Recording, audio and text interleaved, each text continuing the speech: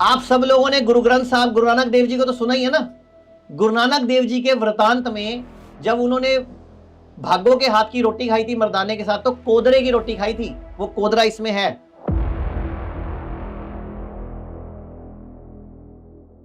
खमीर या मिलेट्स बनाने की टेक्निक सीख लो, कैंसर कभी नहीं होगा अगर जल्दी से अगर रोज खाना शुरू कर दोगे। हफ्ते में 3 दिन मिलोगे तो कैंसर नहीं होगा कभी, क्योंकि बॉडी का माइक्रोबायोम, मेरी आंतों के अंदर के बैक्टीरिया सब सेटल्ड हो जाते हैं। अच्छा एक बात बताओ, आप लोग जब यहाँ पे आते हो तो हमारे हॉस्पिटल की टीम आपकी हेल्प करती है, आपको मदद करती है। डॉक्टर्स हैं, नर्सिज हैं, डाइटिशियंस हैं, जीडीए स्टाफ है, जीएनएम स्टाफ है। आपको पता है ये क्या काम है? ये डॉक्टरी पेशे को इतना इज्जत कैसे मिली थी, आपको किसी को मालूम है इस बारे में? डॉक्टरी पेशे को इतना सम्मान क्यों मिला था पहले? डॉक्टर्स को लोग भगवान क्यों मानते थे, कुछ मालूम है क्यों? कुछ आइडिया है? मरते को बचा लेते हैं, कईयों को मार भी देते हैं।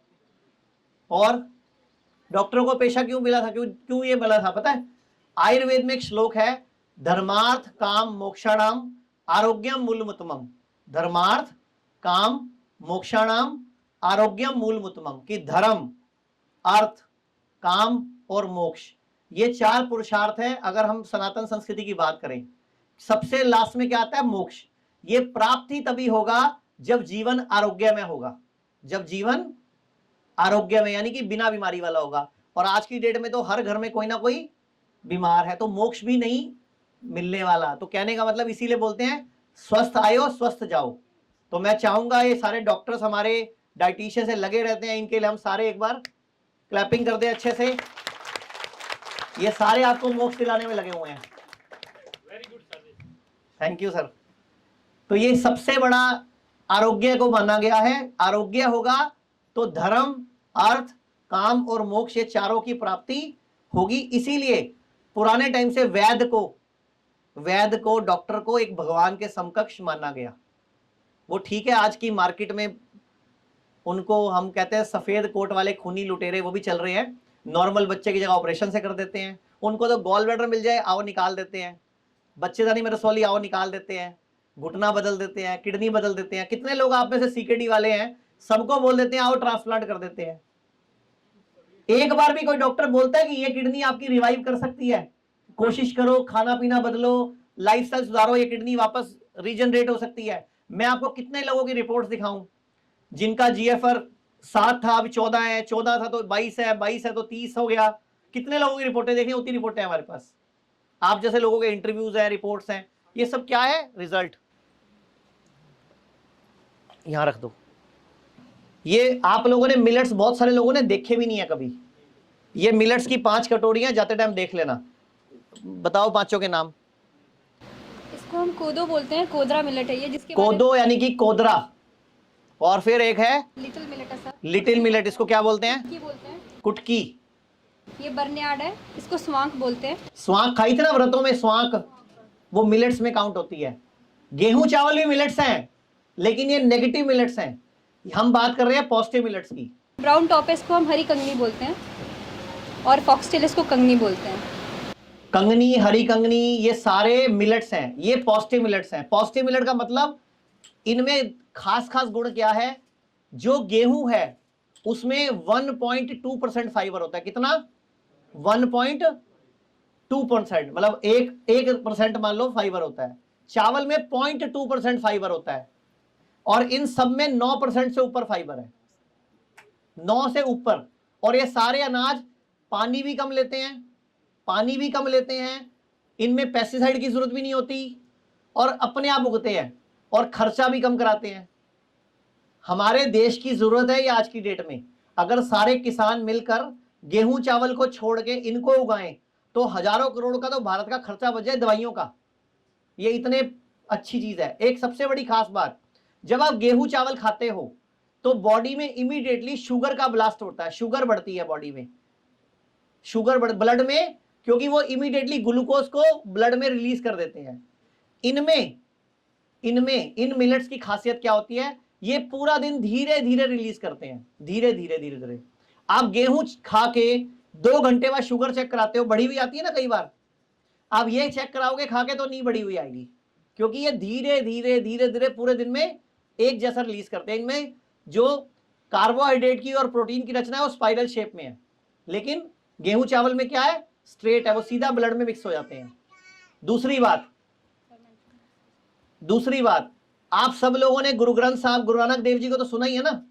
गुरु नानक देव जी के वृतांत में जब उन्होंने भागो के हाथ की रोटी खाई थी मर्दाने के साथ, तो कोदरे की रोटी खाई थी, वो कोदरा इसमें है। कहीं नहीं लिखा हुआ गेहूं की रोटी खाई थी, कहीं नहीं लिखा हुआ चावल खाए थे, क्या लिखा हुआ है, कोदरा, और कोदरा उसमें मिलेट्स है।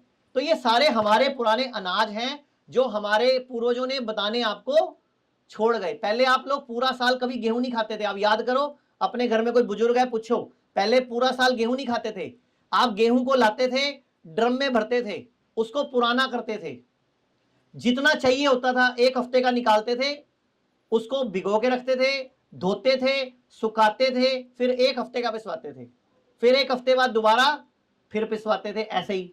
आजकल क्या हो रहा है, तो गलती हम सब की है, हमारा खाना बिगड़ गया, हमारा खाना बिगड़ गया, तो बदले में क्या मिलेगा अपने को, शरीर बिगड़ गया। तो आपको एक चीज तो बताई है कि 70% एनर्जी को तो भोजन चाहिए ही नहीं, धूप, हवा, पानी और आपके रिश्ते और आपका दिमाग और आपकी एनर्जीज, तो 70% तो यही है, 30% ही भोजन है ना। अंबली, एक मिनट आप ही बता दो। अम्बली मैंने आपको पहले थोड़ी देर पहले भी बताया था, उसके बाद सारे जी और रमन सिंह वैसे नहीं थे, तो अभी दोबारा एक बार बता देते हैं। आपने क्या करना है, 5 मिनट में से कोई भी एक मिनट ले लीजिए, ऐसा एक मिट्टी का बर्तन लेना है, उसमें भिगो के रखना है 5 से 6 घंटे के लिए। जब आप 5 से 6 घंटे के लिए इसको भिगो के रख दोगे, उसके बाद 6 घंटे के बाद जब आप देखोगे तो आपने इसको लेके गैस के ऊपर रखना है, गैस को एकदम आपने सिम कर देना है। उसके बाद जितना इसमें पानी है, कोई भी मिनट लोगे, इसमें 10 गुना पानी डाल के जब आप इसको भिगो के रखोगे, गैस पे रखोगे, उसको उबलने दोगे, जब वो पानी उसका 1/3 हो जाएगा, पानी और भी डाल सकते हैं क्योंकि जो पानी हमने पहले डाला होगा वो थोड़ा सूख भी गया होगा, तो आप जैसे आपने 1 कटोरी अगर पानी लिया है तो आप 1 कटोरी और पानी भी डाल सकते हो उसमें। उसके बाद आपने ये जो मिट्टी का बर्तन है इसको गैस पे हटा के, ये कॉटन का कपड़ा है, ये बिल्कुल टाइटली बांध देना है, एकदम टाइट बांध के आप इसको रख दोगे 5 से 6 घंटे के लिए। और जब आप इसको देखोगे 5 से 6 घंटे के बाद इसके फर्मेंटेड मिलेट्स तैयार हुए होंगे। अब जैसे अगर हम गर्मियों की बात करें, गर्मियों में थोड़ा जल्दी हो जाता है, और अगर हम विंटर्स की बात करें, विंटर्स में थोड़ा सा टाइम लगता है। विंटर्स में इसको 8 से 9 घंटे लग जाएंगे, और गर्मियों में इसको 4 से 5 घंटे में भी तैयार हो जाते हैं ये। और खाने का तरीका भी मैंने थोड़ी देर पहले आपको बताया था, आप इसमें हरी सब्जियां डाल सकते हैं, थोड़ी सी चॉप कर लीजिए, सीजन की कोई भी सब्जी है उसको चॉप कर लीजिए। अगर आप फ्रूट्स डालना चाहते हो तो फ्रूट्स भी डाल सकते हो, सीजनल कोई भी फ्रूट डाल सकते हो, और अगर आप शेक बनाना चाहते हो तो शेक भी बना सकते हो, जैसे मैंने थोड़ी देर पहले बताया था सर। अगर आपको पतली पतली खानी हो ना, पतली पतली खानी हो, तो जितना मिलेट है, जितना मिलेट लिया था उसका पानी लगभग 8-10 गुना कर लेना उसमें बाद में। अगर आपको गाढ़ी गाढ़ी खानी है तो लगभग 6 गुना कर लेना, तो वो फूल जाएगी अपने आप ही ना, पूरी कटोरी भर जाएगी, दही की तरह साइडें छोड़ देगी। आपको पता कैसे चलेगा, मटके की साइडों से वो छोड़ देगी, उसको चिपकी होगी ना, वो हट जाएगी वहां से, ये फर्मेंटेड हो जाएंगे, इसमें बैक्टीरिया पैदा हो जाएंगे जो बॉडी के लिए गुड बैक्टीरिया होते हैं। तो कैंसर के पेशेंट के लिए, लीवर फेल के पेशेंट के लिए, और किडनी फेल, लीवर फेल और कैंसर के पेशेंट के लिए रामबाण है ये। जितने भी ऑटो इम्यून डिजीज हैं उनके अंदर भी रामबाण है ये। मतलब ये इतना वंडरफुल आपका फूड है, अगर आप इसको खाते हो, इसका शेक बन जाता है। क्या करो, नारियल की गरी ले लो और गुड़ ले लो, थोड़ा सा शक्कर ले लो, और अगर आपको गुड़ शक्कर लेना है तो इसको उसके साथ मैश कर लो, केला डाल लो, आम डालो, मैंगो शेक पीना है ना आपको, इसमें डाल के खा लो। थोड़े किडनी के पेशेंट भी ले सकते हैं, मैंगो डाल के, केला डाल के ले सकते हैं, लेकिन तरीका बताया ना, जो लेना है आराम आराम से मुंह में लो, अच्छी तरह चबाओ, फिर अंदर लो। हम क्या करते हैं, पानी आता है हमारे पास, पानी पकड़ते हैं, चलो अंदर, नारियल पानी आता है, चलो अंदर। कोई भी गन्ने का जूस, लोगों को देखा मैंने, गन्ने का जूस बनवा रहे होते हैं खड़े खड़े, अभी वो गिलास पकड़ाया है, इतने में हमारा गिलास हाथ में, उसका कहाँ है, खाली पड़ा आगे। ऐसे थोड़ी, आपकी बॉडी में कितना लोड पड़ गया, एक घूंट पियो, उसको मुंह में घुमाओ, चबाओ, फिर अंदर लो। आपको क्या बोला, मासी आ गई बिना बताए, तो अंदर सारा सिस्टम बिगड़ जाएगा, कहां सुलाएं, कहां बिठाएं, क्या करें, हर चीज को, शरीर को, दिमाग को बता के फिर अंदर लो, ताकि बॉडी उसकी प्रिपरेशन करे, तैयारी करे, उसको हजम करने की, उसमें जूसेस मिलाने की, उसको बर्न करने की, उससे अंदर से आपको जूस। आपने खाना खाया क्यों, आपने बादाम खाए क्यों, आपने काजू खाए क्यों, आपको उसका तत्व चाहिए ना, सत्व चाहिए उसका आपको। वो कब मिलेगा? पहले चबाओ उसको अच्छी तरह और भगवान के इशारे समझो। अगर कोरोना आया था ना तो आपका टेस्ट चला गया था, आपकी स्मेल चली गई थी। भगवान ने क्या किया? मानव 2-4 दिन मत खा, व्रत रख ले। कभी भी बुखार हो तो सबसे जल्दी तरीका क्या है ठीक करने का? अगर आपको बुखार ठीक करना है तो क्या तरीका है? एक तरीका है फास्टिंग। फास्टिंग मतलब व्रत, उपवास। लेकिन आपको क्या चाहिए बुखार में? खिचड़ी बना दे, स्वाद तो नहीं आ रहा, मुंह तक कोड़ा जाए अंदर, लेकिन तो खिचड़ी बना दे, पीली दाल दे दे माड़ी जी। अरे भाई मुंह कोड़ा इसीलिए हुआ है कि मत खाओ। मुंह कोड़ा भगवान ने किया आपका, आपका स्वाद चला जाता है। अभी सुबह मेरे को एक मैडम मिली थी, मेरा टेस्ट नहीं है, मेरी स्मेल नहीं है। कहाँ गई मैडम? वो हाथ उठाओ। आपने क्या बोला था सुबह मुझे कि मेरा टेस्ट नहीं है, मेरी स्मेल भी नहीं है। तो भगवान को थैंक यू बोलो, अब अन्न बचा रहे हो देश का। आपका जनरेटर बिना तेल के चल रहा है ना, अच्छी बात है। क्यों खाना आपको? नहीं समझ आया आपको इशारा? भगवान का इशारा समझो। भगवान चाहता है कि अब आपको भोजन की जरूरत नहीं है, अब आप सिर्फ फ्रूट खाओ, सलाद खाओ, हरी सब्जियां लो, बस। क्या जरूरत है? रोज सुबह 5 कड़ी पत्ते लो, कोई जरूरत ही नहीं है। आपका आयरन पूरा, कैल्शियम पूरा, सब पूरा। जहां से जानवरों को सब मिलता है वहीं से आपको मिल जाएगा।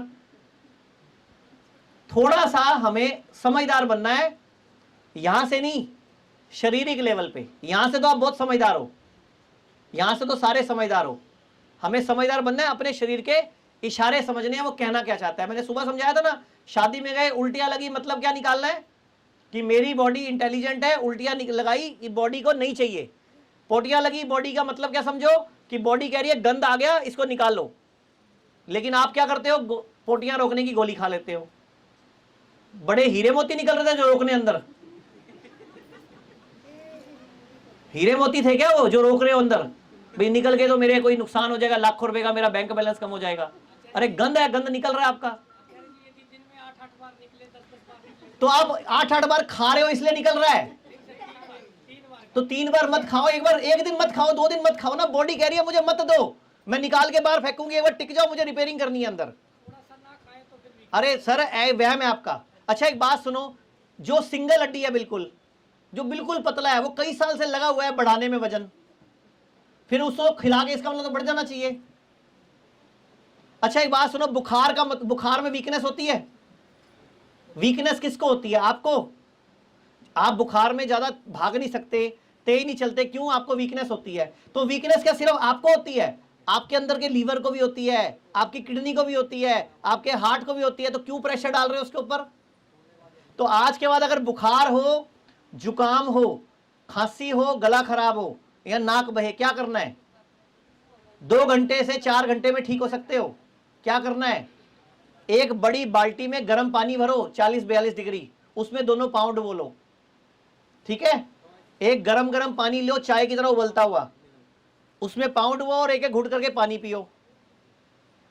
और अगर कोरोना वरोना चल रहा हो तो एक सॉस की बोतल लो, पिचकने वाली, पिचकारी टाइप की, जो दबने से जो सॉस निकलती है ना, उसके ऊपर से थोड़ा ढक्कन काट लो, उसमें गर्म पानी भर लो और नाक के एक तरफ रख के दबा दो, इधर से पानी निकल आएगा, फिर इधर रख के दबा दो, इधर से निकल आएगा। बुखार चढ़ने का मकसद क्या है? बॉडी टेम्परेचर बढ़ाकर अपने अंदर के बैक्टीरिया वायरस को हराना चाह रही है। गंदा पित्त इकट्ठा हो गया बॉडी में, उसको फूकना चाह रही है। तो आप उसकी हेल्प कर दो ना, और गर्मी देके। नहीं तो पानी का टब घर में लगा ही रहे हो सारे, उसमें बैठ जाओ तो आप ठीक हो जाओगे। 4-6 घंटे में ही आप रेस्ट करो और ठीक हो जाओगे। जब भी आपको थकान हो, जब भी आपको दिक्कत आए, रेस्ट करो। बॉडी क्या कह रही है? रेस्ट कर, रेस्ट, मेरे को अंदर रिपेयरिंग करनी है। बस ये इशारे समझो बॉडी के। जिस दिन इशारे समझोगे उस दिन बहुत सारी बीमारियां अपने आप ठीक कर लोगे, ठीक है? भाई राजीव दीक्षित जी के भारत को विश्व गुरु बनाने के सपने को पूरा करने के प्रयास में एशिया का पहला 1000 बेड का integrated hospital Shuddhigram HIMS Delhi NCR Meerut में खुल चुका है। इसके अलावा चंडीगढ़, डेराबसी, नवी मुंबई, लखनऊ, गुरुग्राम, अमृतसर, दिल्ली, लुधियाना और देश के अन्य कई स्थानों पर भी हिम्स अपनी सेवाएं दे रहा है। हर kidney fail patient, liver patient और कैंसर के पेशेंट तक ये वीडियो पहुंचाकर आप भी इस मुहिम का हिस्सा बनिए।